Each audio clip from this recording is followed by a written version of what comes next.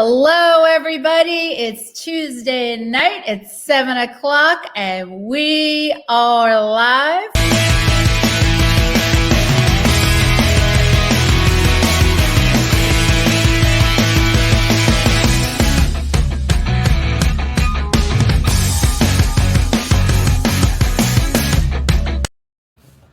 Hello, everybody. It's Tuesday night. It's 7 o'clock, and we are live.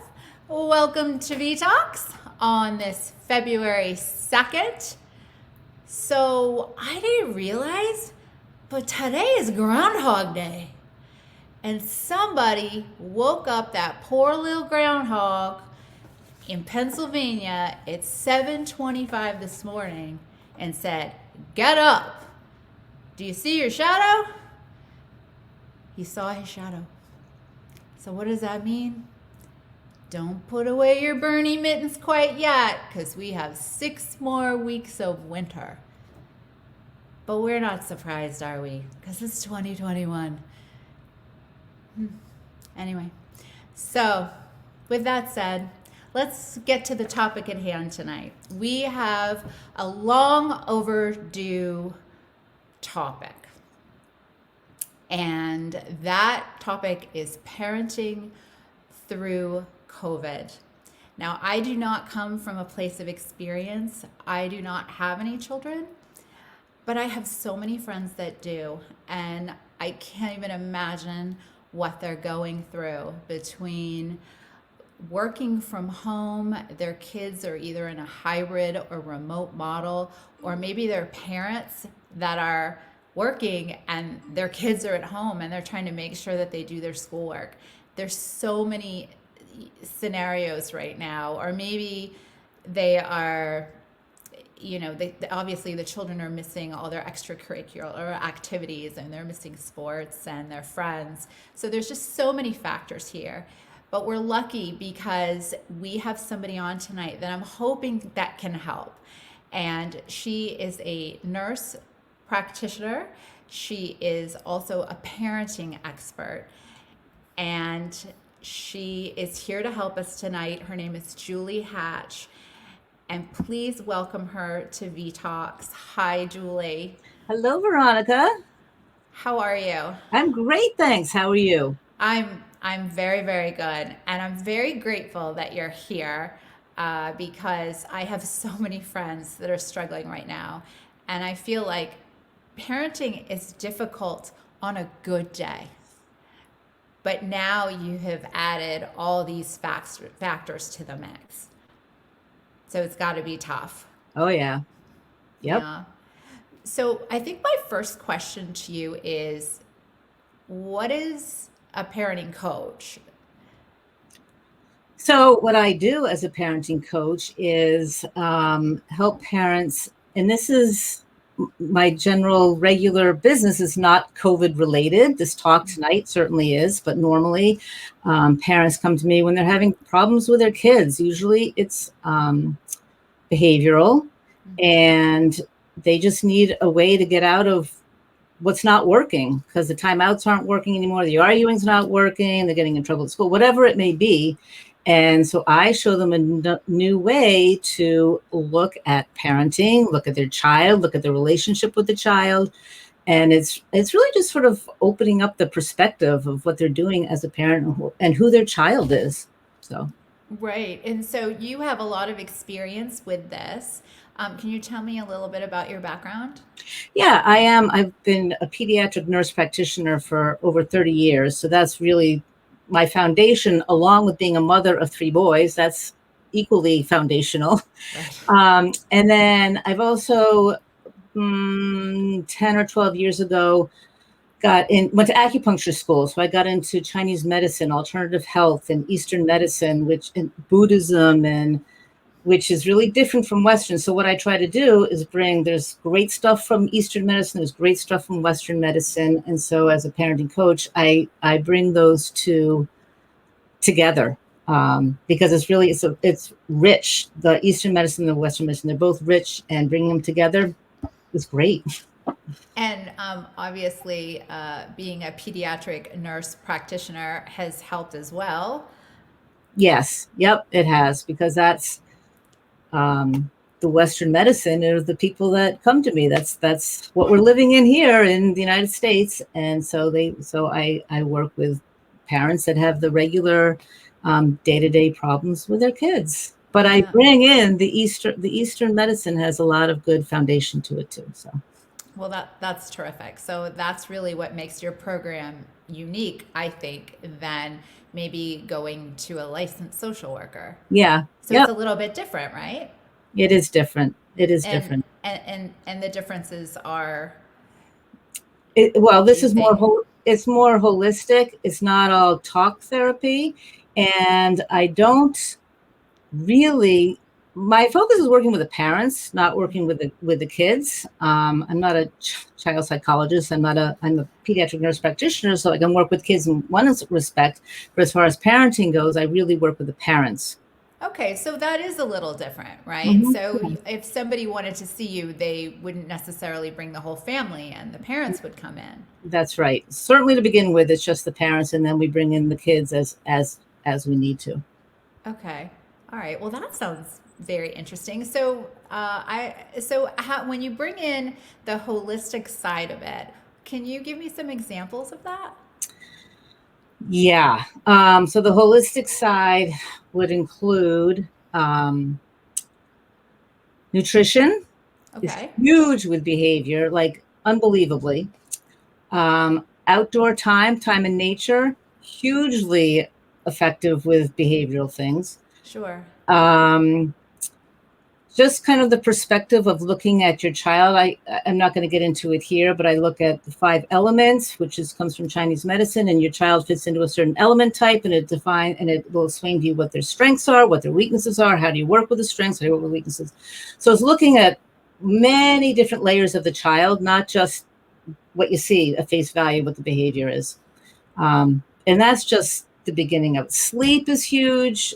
And really, all of these things really are important. If people just changed the diet and made everybody eat really, really healthily, that can take care of a lot of behavioral problems. But And I think that, I mean, that's for everybody.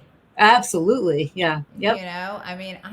Gosh, I mean, I remember, oh my goodness, when I was in school, they served donuts in the study hall, and then nobody could figure out why they were exhausted and they were falling asleep on their desk afterwards. We Yeah, didn't know. What did we know? exactly. And We just, kids have growing, developing brains and growing, developing bodies. That's the time to get at a person that, as far as nutrition goes.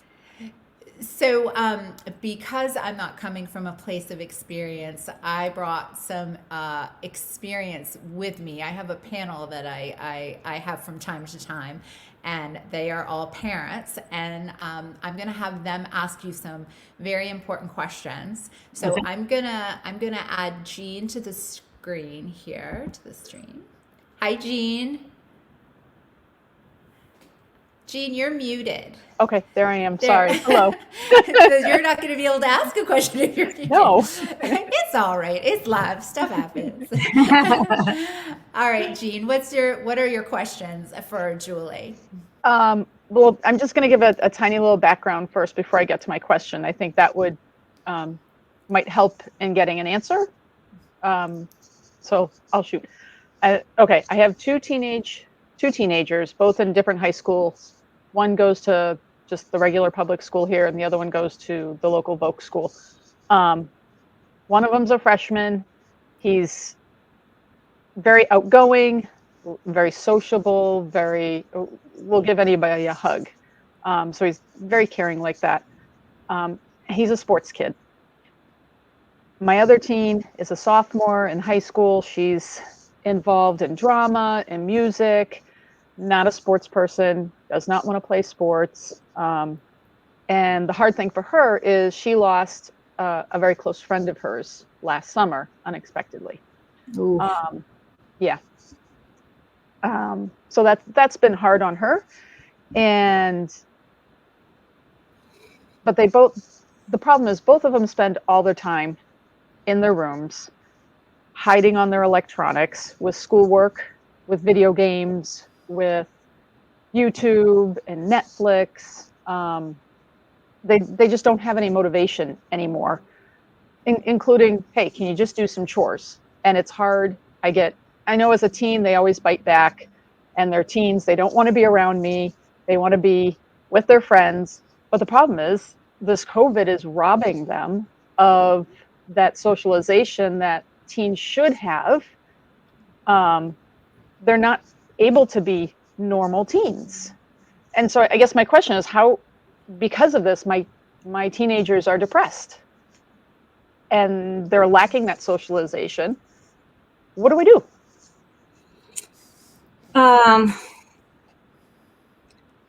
The first thing that jumps out at me is when you say they're not having a normal teenagerness, which is true. And I think that COVID has caused us all to reorder things, and what was normal is no longer normal. Teens absolutely need socialization. There is no doubt there. But I think that to think that, oh, we're missing out on this, that, and the other thing that would have happened 2 years ago, that doesn't serve any purpose now. So you need to come up with a new, not a new normal, but just a new perspective.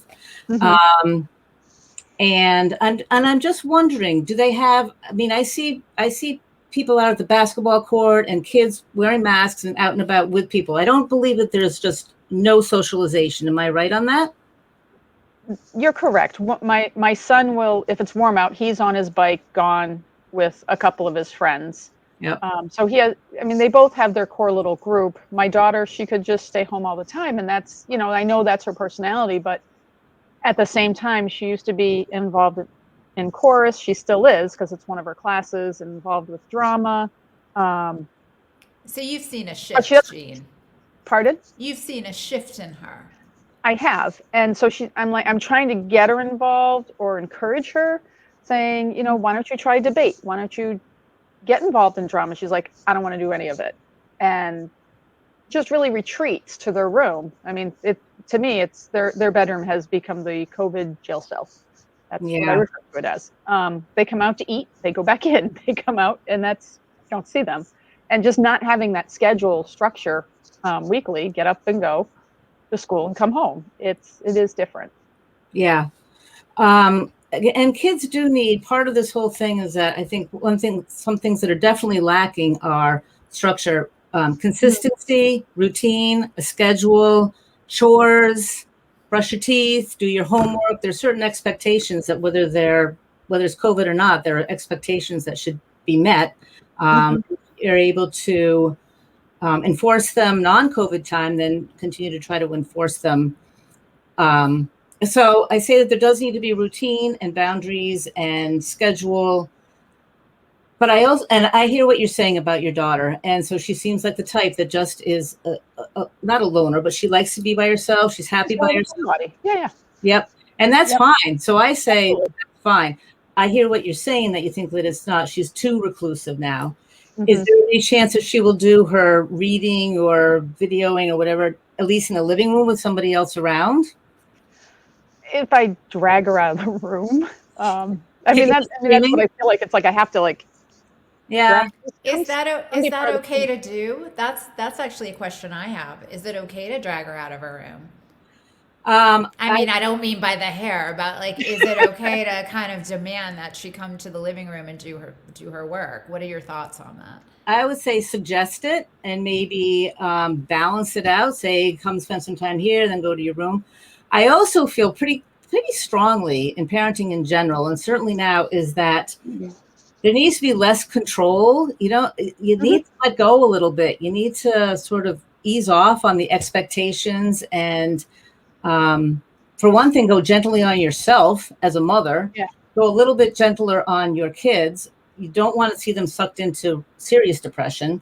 But lighten up a little bit on the expectations. Have the ones that are really just light expectations. Yeah, I try to. It's just they are constantly always on their electronics, playing video games, YouTube, and I'm like, come off, put it away. Okay. And it's always a grump fest or which I expect. It's a normal teen thing. I understand that, but I just struggle with. Can you make a deal that there needs to be a balance? That they have to go outside and run around or do something for an hour and then they can come back into their screens? I can try to do that. I try, and it's hard if I'm gone at work. Nothing gets done. Like they were both home today, remote learning. I left. We have a whiteboard, and I left. Please do X, Y, Z. By the time I got home, nothing was done. Yeah, that's too much for a mother to have to deal with. It's hard enough being a working mother in regular times, let alone you're supposed to be in charge of your kids' schooling and learning. No, it's just, I don't know what the answer is for that, because you're either working or you are teaching or, paying attention to what's going on at home. And you can't give 100% to both places. No. And right now, I have to make a hard choice just for the interim, even if it's for 3 days I'm going to have to just stay home to make sure my son gets his work done because he has fallen behind. Yeah. So Julie, when should a parent be concerned? Like, where is it, they're in their rooms, they're on their computer. When does a parent get that red flag of, wait a minute, this something more serious is going on? What are some red flags that parents should be aware of? Yeah, some of the red flags, certainly with what teens are dealing with, there's certainly a lot of sadness and feeling like they're losing out on a lot of stuff, and that's completely normal. But things that you want to look for are, well, you might want to see what they're on their computers. Make sure they're not on some terrible sites. Big change in appetite, big change in sleeping, big change in irritability or their behavior just themselves. Sleeping more? Either one. Sleeping or can't sleep. Just a change of sleep pattern. Okay. Change in appetite, depending on what they're talking about. If they're talking about death or hurting themselves or anything like that, they're pretty big signs. And I think that most parents would know if there's a drastic change. A lot of times we don't want to see that drastic change and acknowledge it. But there's certainly a line between the serious stuff and the normal teenage stuff and the normal extra teenage stuff of COVID and just feeling sad. The other thing that I was thinking of is that being on screens, I have a lot to say about being on screens, but again, that is not COVID. When it's not COVID time, I have a lot to say. COVID time is right. I think COVID, like some of this might just be normal. Anyway, COVID's compounding it, right? Yeah. But I think that screens with other kids, even if it's video gaming live with other kids, chatting with friends, being social on screens, I think is great. We're doing it right now. That's right. Right? Like right? They both do gaming with friends, or video chatting, which is fine. I don't have a problem with that unless it goes too late or they go from one person to another person to another person and have been on for 3 or 4 hours. Yeah. And trying to get them off. Oh, I have to do it with this person now. I'm like, no, you need a break. And it's the grumpiness, the fighting that may transpire, or just resentment that I get from them. Yeah. And that's the hard part I struggle with. Yeah. I've heard of one other thing that is a way to help get people, because there's some kids, especially the younger kids, that are so into their video games and they're just consumed with them. And it's with younger kids, is to join them and say, pick up a controller and join them and play with them. So that you sort of merge with them, and you can merge maybe with them in their conversations. I don't know, maybe not. But rather than just say, all right, off, kind of join them where they're at and then say, okay, it's now time to start to withdraw, rather than just abruptly yanking them off. Sure. So that's an idea. Actually, I'm going to leave you on the screen here, Jean, because I have a question from Mary Ellen, and you might want to pipe in too, since it's all sort of related. Mary Ellen asked, she said, I'm a working mom and I have to trust that my children are doing their schoolwork while I'm away. How can I monitor this and hold them accountable? They're teens, maybe if you have really angelic teens, they will. And this isn't a COVID thing either, right? Yeah. Yeah, no. I mean, My kids, they have been doing their schoolwork for the Okay. most part, except for an email that I got today, which Yeah. one of them has really dropped the ball. I mean, they both love learning and always have. But with COVID, I truly feel they're not learning enough. I think it's the bar has been dropped and they don't get that interaction like they would in school. Or if they were either in school or if they were strictly homeschooling, which is homeschooling is different than remote learning through the school. And I say that because I had homeschooled years ago, but when they were little, it's different from high schoolers. So Yeah. do you have any tips for parents on how they can monitor this, COVID or not? How can they can, monitor what their children are doing when they're not I there? struggle. Yeah. Other than I guess you could hook a camera up, right? Yeah. We kind of, I guess that you the would other text thing them, is, you're not working. the other thing is to kind of let it go and let them reap the repercussions. And if they Okay. get F's and D's, well, and in teenage years, this is kind of the time for them to be facing challenges, and either they meet the challenge or they don't. And it's the Mhm. time also for parents to back off and say, all right, it's your deal. If you get an F, eventually we don't have control as parents. And as their teenagers, you drop off, you want to let go of more and more of control. So I think monitoring them, I don't know how to do that. I wouldn't know what to say to do about that. How to hold them accountable.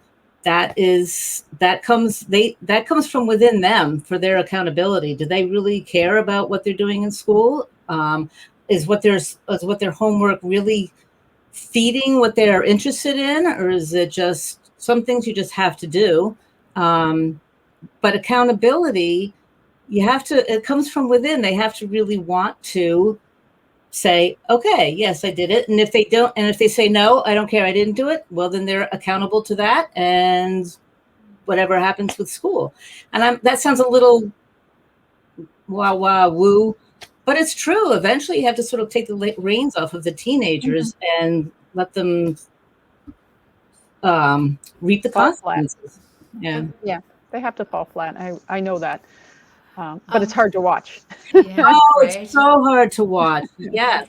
So And hard. that's another thing that I would say about COVID is that I was listening to Eckhart Tolle, and he was saying that you need disruption to evolve, for evolution to happen. Mhm. And when a child goes through life smooth, smooth, smooth, no problems at all, they are not growing. They are not resilient. They're not gaining strength. This stuff that you guys are dealing with is really tough.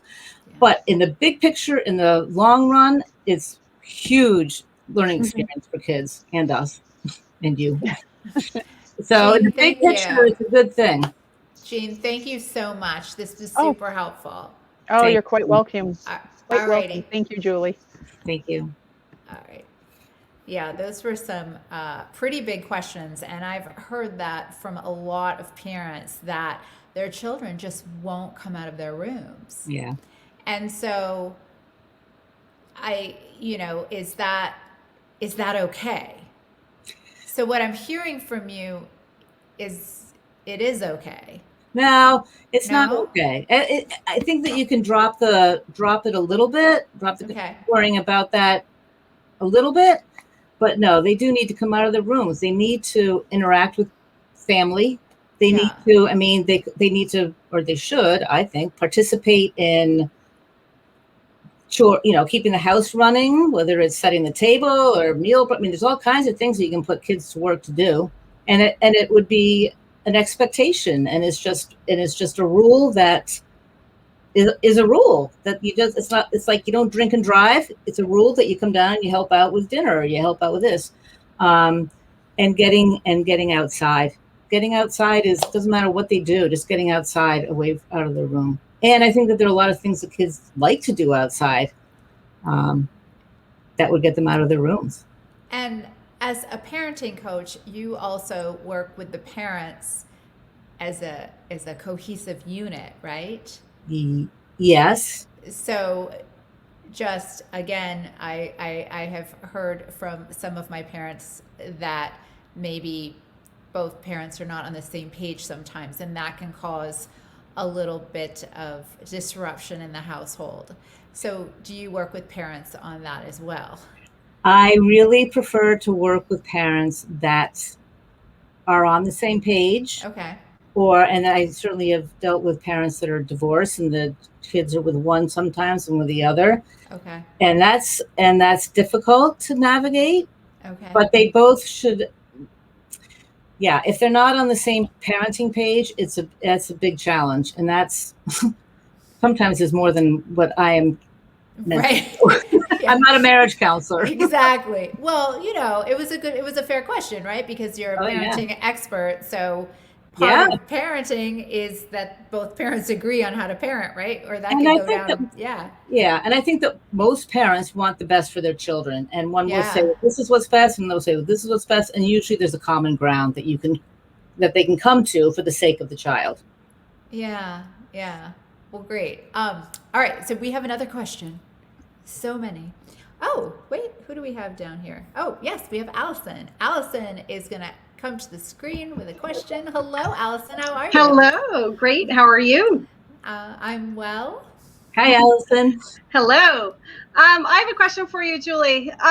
My children are younger than the last subject we were just speaking of. So they're ranging from ages 8 to 12. And they get along very well. They've always been very curious and creative children and have enjoyed each other's company and creating many, many things. They have many interests, and we have, enough games and supplies for them to endlessly entertain themselves.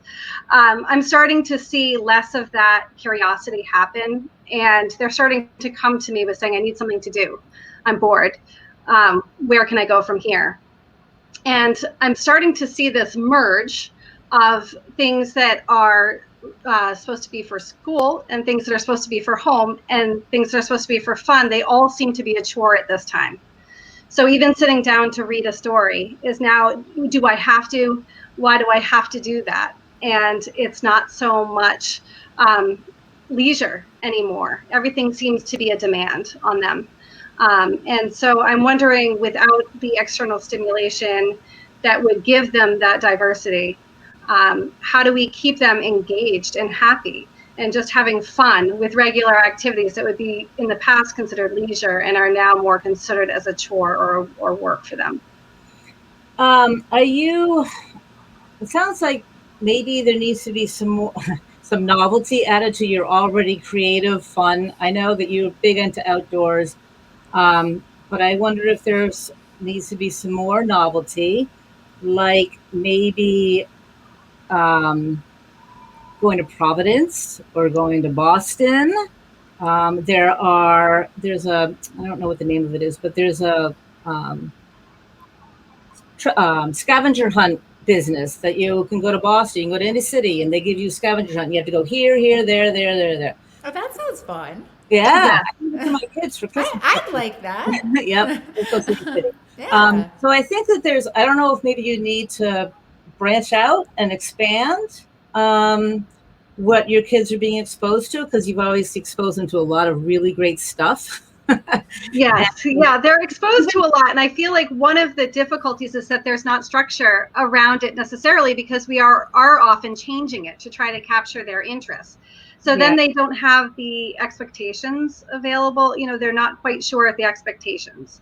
So when we wake up every day, it's kind of like, there's a lot of rejecting some of the old ideas, but not embracing the new ideas. So there's a hesitation that goes along with the novelty. So even if I said, hey, let's go to Boston and do this, there might be some grumbling and hesitancy. And that's what I'm seeing that's new with COVID. And would they be grumbling because they think that it's something that they have to be doing and it's not meant for fun? How do you make something seem fun to them now? Or is that the problem? That's what I'm struggling with a little bit, is having that be fun. Or there's also, which I am wondering if is starting to happen, they don't want to leave the house, but they want novel. So to say, oh, we're going to Boston, there's this sense of that's a little bit too big for me right now. We're staying home. So do you know would they say what they want to do for fun? Do they have ideas of what they want? No, they're having more difficulty with that. Some is there's a lot more turning toward the computer, and I have just been trying to guide them to some of the fun things for them on the computer, and that lasts, but then they might get lost in it and not want to deviate from it. So, we're trying to have a balance. We've found family game night in the past few nights has worked out really well, and has drawn them back in. And it took about 4 or 5 days for them to agree to a family night, but then they did, and then they wanted every night to be, a game night.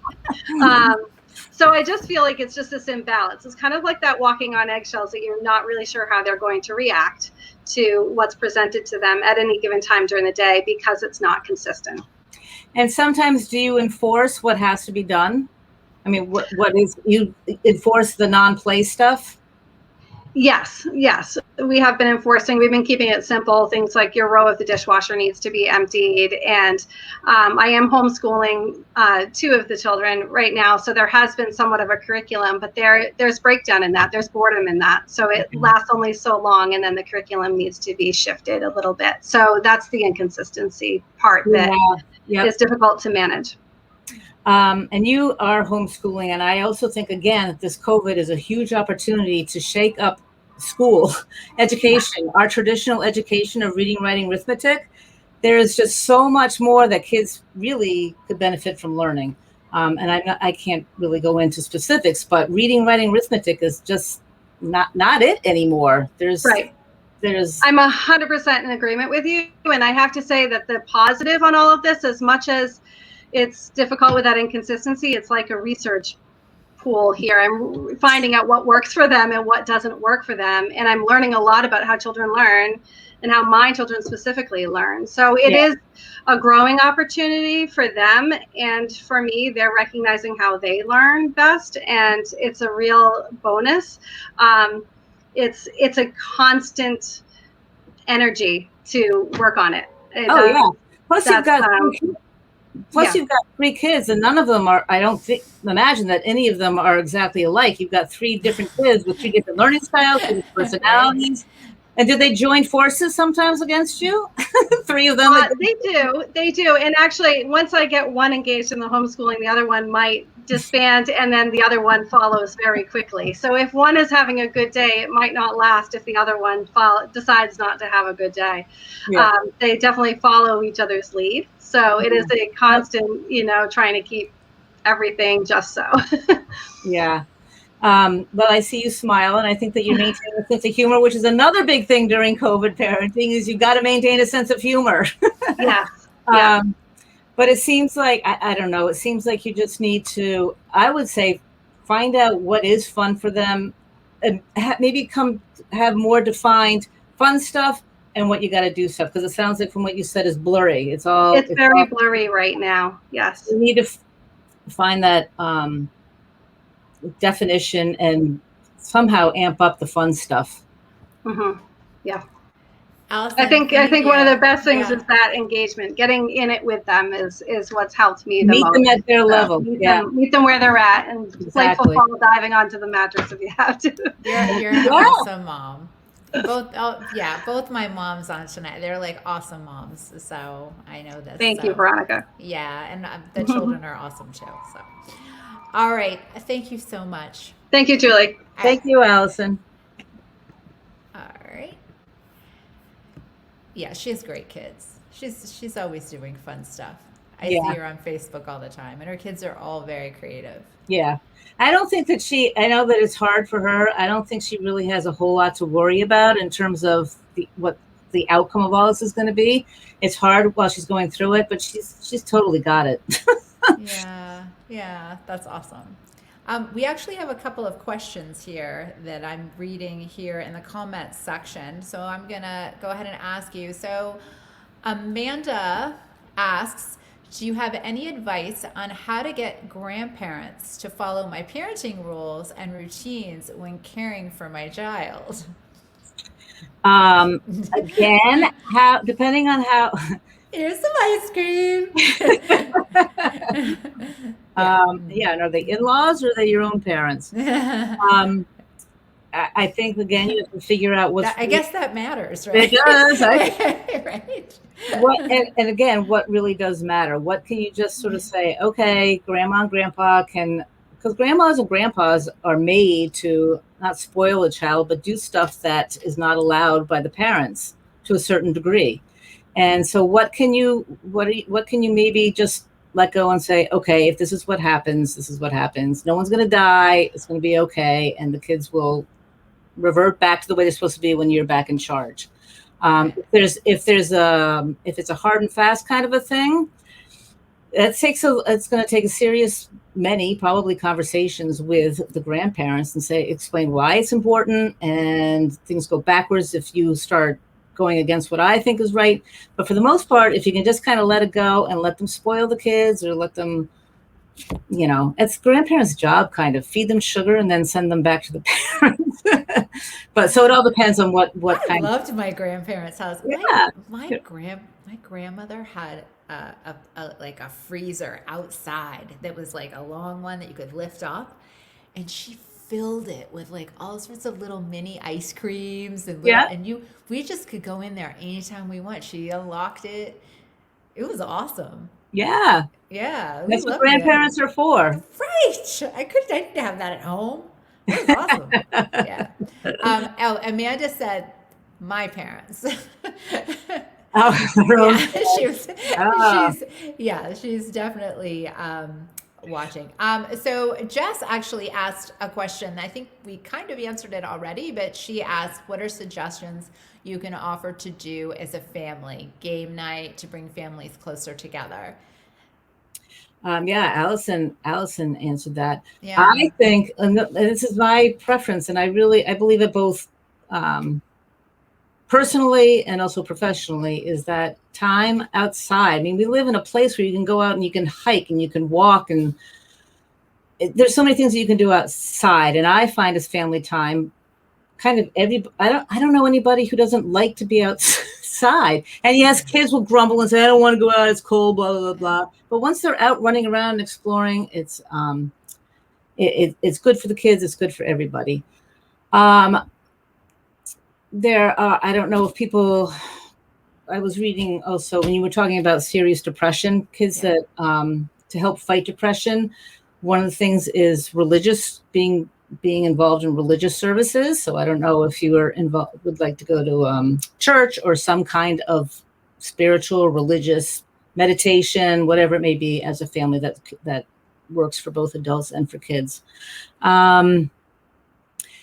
Video games you can do as a family. Watching movies as a family, that's all okay.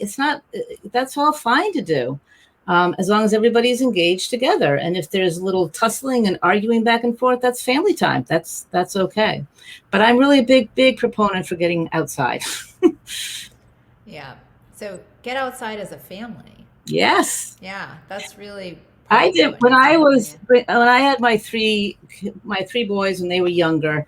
And I worked full time, and so there was never enough time with them and everything else. So I decided I used to make them go to Sunday school on Sundays, and I eventually said, I'm separated from them. They're going to Sunday school. They don't want to go. I'm in church. I just want an hour by myself. But what I ended up doing is we would all go and walk in the woods for 2 hours on Sundays, and those were the best 2 hours of the whole week. So we got, and I said, God is here in nature. So I killed two birds with one stone. I had the family time together. They loved it. I loved it. And it was protected time. It was spiritual, whatever you want to call it. But it was definitely family time. And it's hard when you're a full-time working mother to have the time. We had the Sunday drives. Yeah. It's not like you like them. I'm old, but I just remember like Sunday drive. We would go places. Yeah. And that's what we did. But we didn't have our little smartphones, and we didn't have all those things. So now if you went on a Sunday drive, what's going to happen? They're all going to be, yep. Right. Yep. I think that's probably the concern. I think the concern is that parents are worried that their children are having too much screen time, and they feel like they're supposed to take them away from that. I feel like parents are feeling it is wrong for them to have too much screen time. Is it? You know, like I'm trying to ask the questions that I think people are really trying to find the answers to. Is it wrong to have too much screen time? What is too much screen time? Should they be taking these devices away?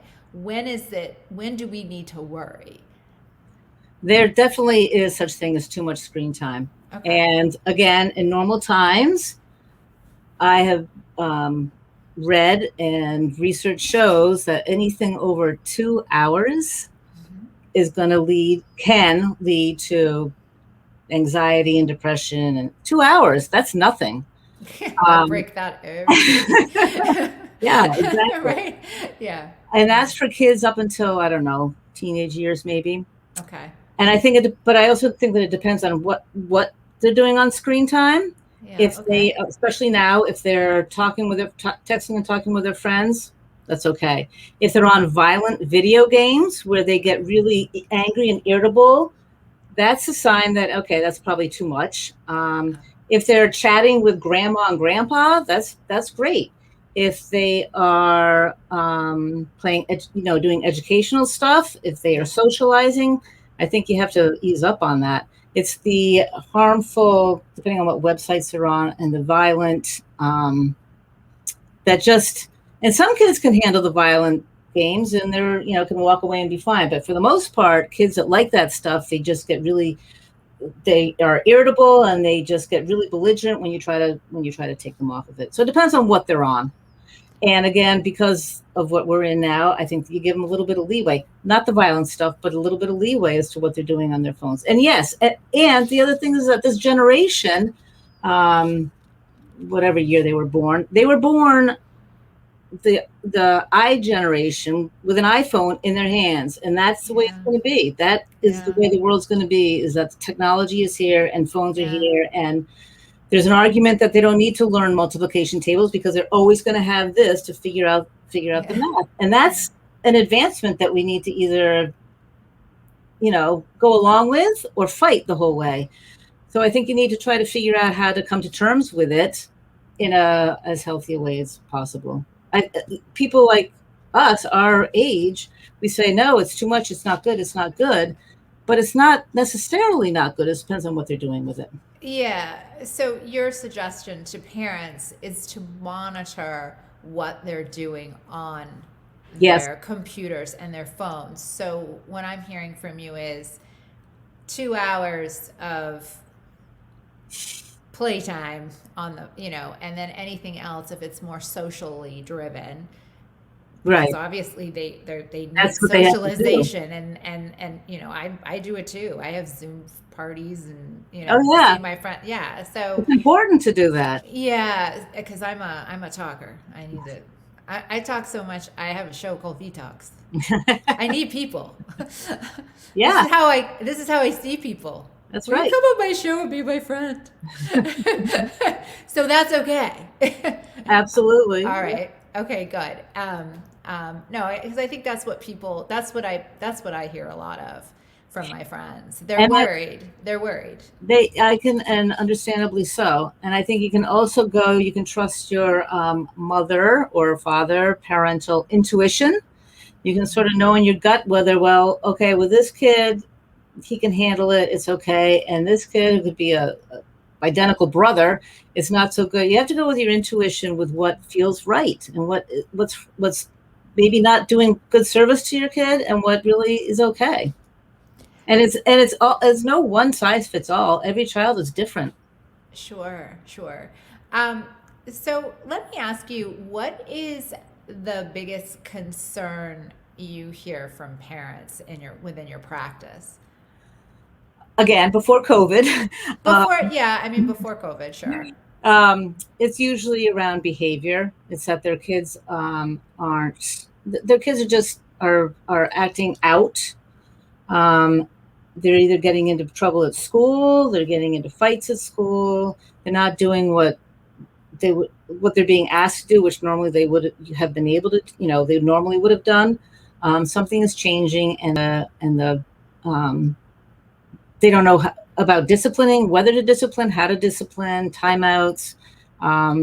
talk, how to deal with it. So it's usually around behavior, and behavior usually comes out for a reason. There's usually a reason why a kid is, if it's acting out, why a child is acting out, and I help them try to figure out why that is, why it happens.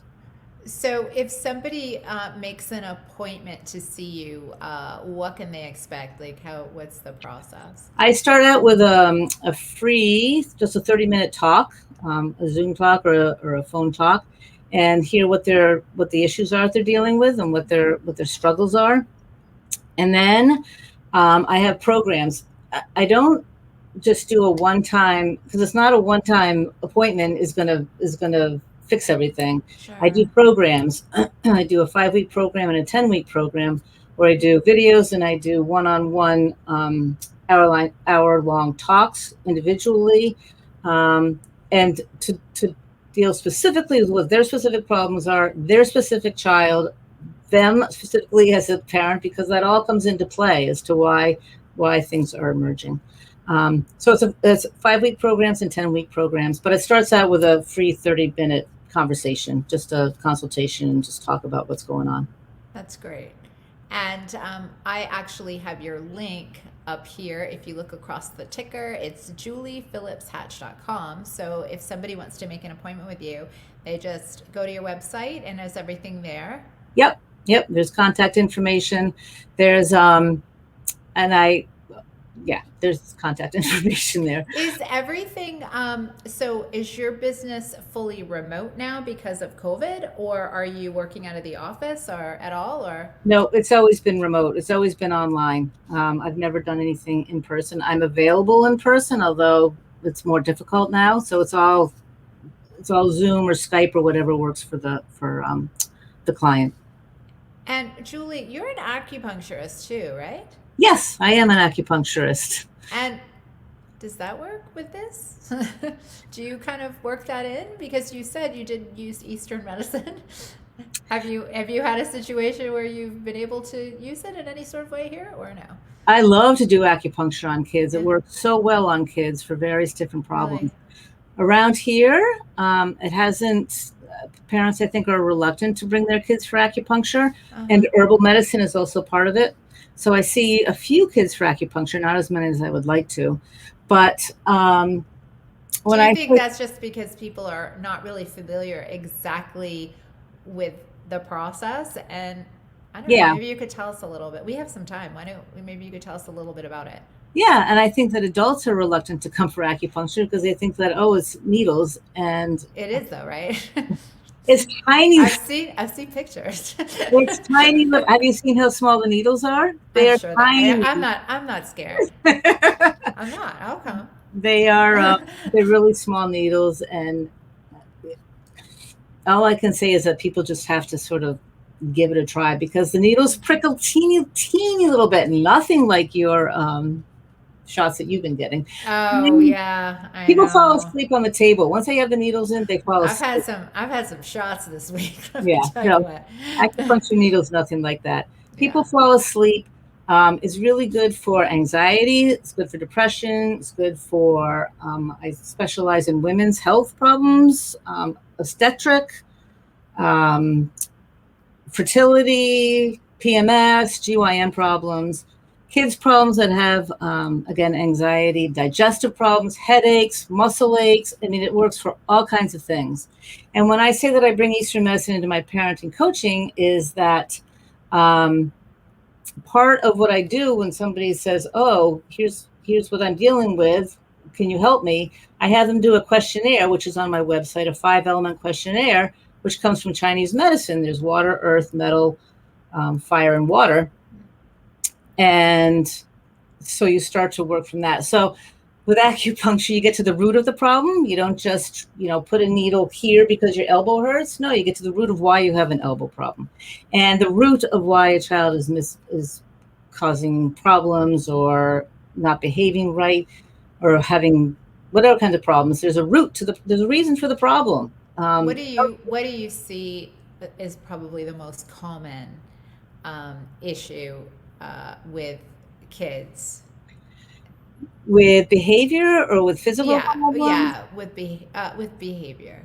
Behavior is of acting out. Sometimes some parents think that their kids are just too hyperactive and just won't sit still and listen and pay attention. And you can look at that from a Chinese medicine perspective and I can completely understand it from a Chinese medicine perspective. So diet. There are also herbs. Yeah, and other things that I can advise them on. All right, great. Yeah, that's really, it's just quite interesting. So if somebody's interested in an acupuncture consultation, same, go to the website, the information's there. Yep. And you do that out of the Mattapoisett Wellness Center. Yes, right? So for our local folks, not our people, I don't think she can do acupuncture on Zoom.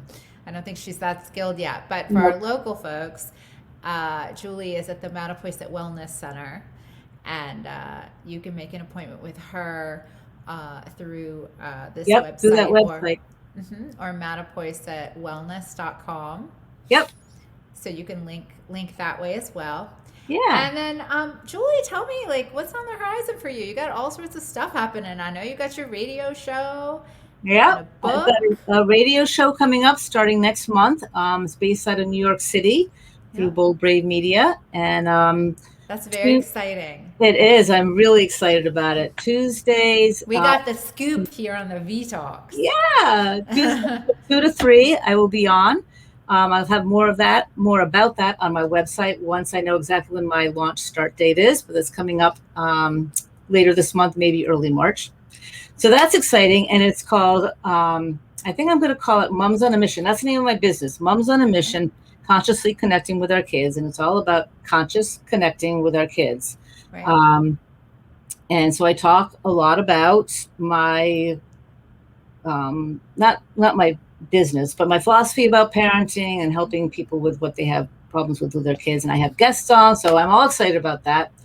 And I have written a book it's about parenting, obviously. It's my passion.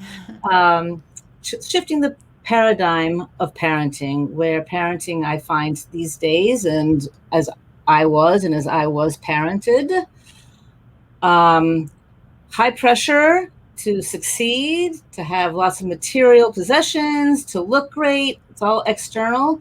And what I think is really important is to go to the internal and help kids find what's important to them inside, and not get all of their satisfaction and positivity from outside stuff, but from within. And it's all about the soul and the heart. And so it's taking parenting a little bit deeper. It's getting beyond the behavior and getting deeper into what really is important with a child, for a child, about the child.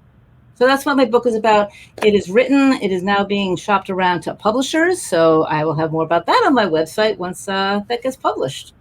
And I hope when you're on your fabulous book tour, you will come back to the V Talks. I would love to. We would love to have you on your book tour.